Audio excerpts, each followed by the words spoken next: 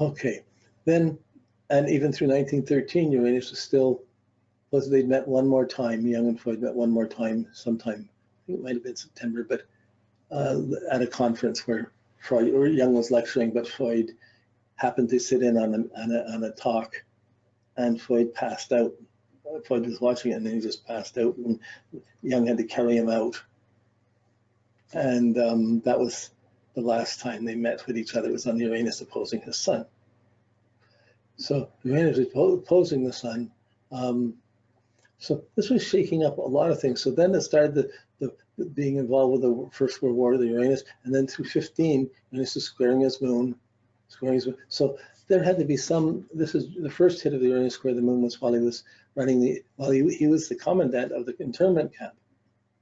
So a lot of things, it wasn't torturous in the same way that the Second World War was, but it was still internment camp. There was sometimes not very much food, and sometimes operations were done on women for abortions or for whatever. There were just things, or not abortions, just for, I'm not sure. I read a little bit about it, but I don't know. But it was, he got his moon Pluto was being shaken up. His safety valves, he ran into a bigger fear than even his own. But at his security company in 50, then after somehow he managed to figure out some way of having to get out of it, whether he got sick or what he did. Probably the Uranus was when he might have had a breakdown and not being able to, I can't cope with this anymore. And he probably got out of it that way. But it's hard, it's not much written about this. Or I didn't see much written about it. Maybe there is. But this went on until 1916. So this is our 8-year period. We're looking at 1912, 1913, 1912, when he ended the relationship. We see clearly with Uranus is active. Then we're looking into the future from there, and we saw the other patterns are there. So we come back to Saturn. We already saw the main Saturn factor. I saw 2012, Saturn's on the IC, conjuncting the IC. And that was, as Uranus was conjuncting his descendant, this is when he ended the relationship with Freud. That's it. I know what I don't want anymore. I can't put up with this anymore. I got to start something new. And I can't live that way anymore. So the Saturn, this sort of justification for this time chart of the I think it was 133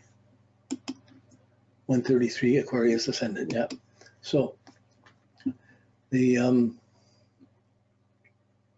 a couple other times, but this one came from his daughter, finding his chart in some of his papers. Okay, Saturn, 1909. He's had the Uranus opposing his Venus. He's had the Neptune squaring his Mercury.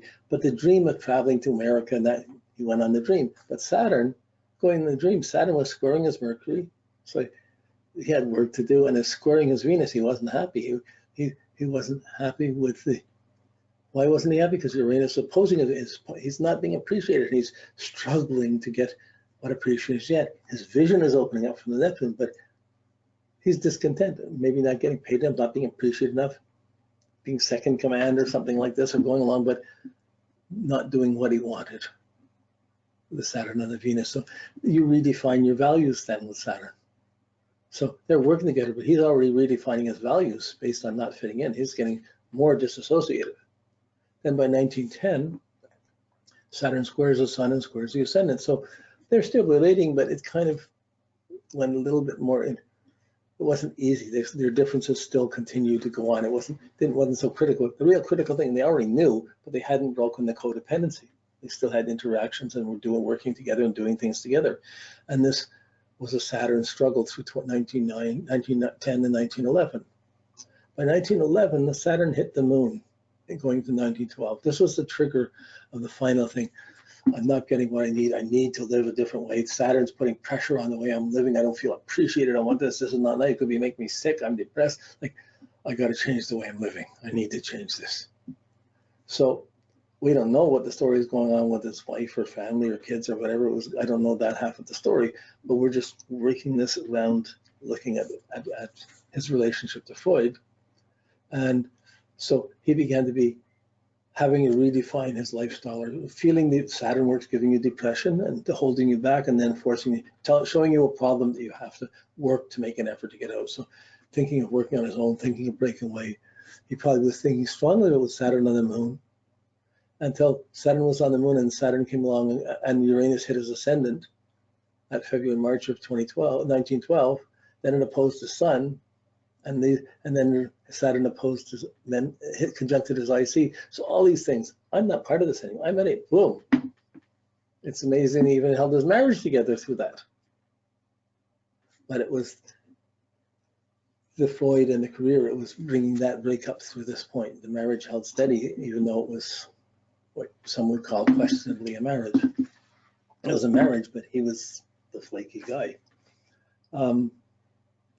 Saturn hit the IC the last time, 2013. So this is by the time he's finished. This is close to the last time he would have met Freud at the conference, but it's far away. And then the Saturn opposed his, when he had to enlist or had to get involved with the internment camp, Saturn was opposing his Mars. There was restrictions on what he had to do. You know, because he was a doctor, he was put in charge of the medical, of controlling the internment camp and being the medical advisor. That goes beyond even being the psychologist, but how much he was doing what he wanted to do. Saturn was opposing his Sun. He had to go in and do what was demanded of him. So there's, you can only imagine what would have gone on through that time. But the Saturn was there restricting it. By the time of 1915, Saturn conjuncted his Mercury, his Venus, Mars. He's not happy, but he's planning how to redefine what he could work at. Saturn's this is in the 6th house, so Saturn's at his Mercury, Venus. He's defining his new ideas, what he's going to do, what he's going to. So this is like, I'm going to write this book. I'm going to do this things. I got to get this. And so somehow in this period, he got himself out of that job, I believe, and then he worked on getting his book. And in 1916, in 1917, he published Sermons to the Dead, because he would have, in being in charge of the of that internment camp, he would have seen a lot of death. So then he wrote the things. And so certainly there was profound depth in learning, but he said he had, like 1913, horrible confrontations with his unconscious psychosis in the beginning of his Red Book. So from this whole period, Saturn hitting the IC going forward, he'd broken his dependencies, having to start his own. He has all these confrontations and guilts and complications of the codependency, what's right and wrong, what was back and going on his own. And he's not on Freud's side anymore, so he was more obscured. So he was riding high, he got set back, and this was a learning curve. Okay, so that's, if we look at the 2 years, so yeah, I'm spending a lot of, how we doing? Yeah, I'm taking a long time, but it's important to see the foundation. All these triggers, these are the things like, you know, the chart's working well, like every little thing is fitting into something that's happened in his life. But again, our history is really about when he got married and when but they don't put in when he had his kids. I don't have when he had his kids. I don't have other things on a personal side. I'm just working on his career side, the association with him and Freud, because it was such a pivotal one. Both those two men have tremendously influenced the thinking of the Western world. You know, and between psychotherapy, Freud established his meaning of dreams, and Jung came in and added his more occult or mystical side to it. And still within that practice, it really opened up a huge range that became very prominent. These are academic people. These are people who got their degrees. They're doing this in context to the development of academia. And so when we look at 2012, this is 1912 and 1913, excuse me again, it's same loop. It happened, I had so many years done for the early 1900s with histories and things. When I got into 2000, oh my goodness, you can't just say 12 and assume it's the beginning of the century. You had to start putting the date in, the 2 centuries, the centuries 1912 or 2012 in them, but I already had lots of charts for this data this way. Okay. There, February 28th, Uranus hit the ascendant. March 5th, Saturn hit the moon, so he broke away, he's depressed, or he's thinking about it depressed. Then Uranus opposes the sun, it's shock, it's gone, it's not fixing it.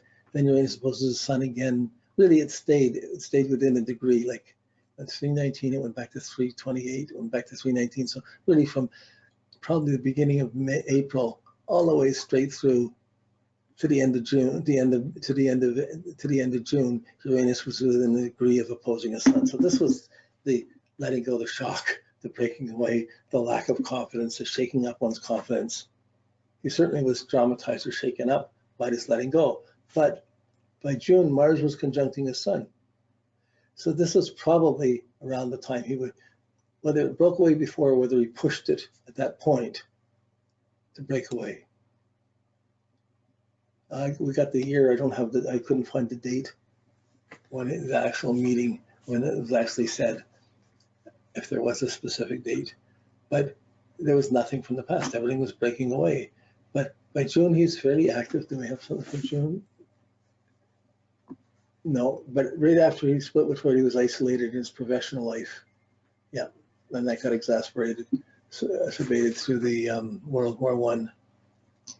He gave up his lectureship at Zurich and began his red book with his unconscious psychosis and things like that. So these are all below 4th, 5th, 6th house things, questioning his feelings and his response to people, and when it had not worked so well.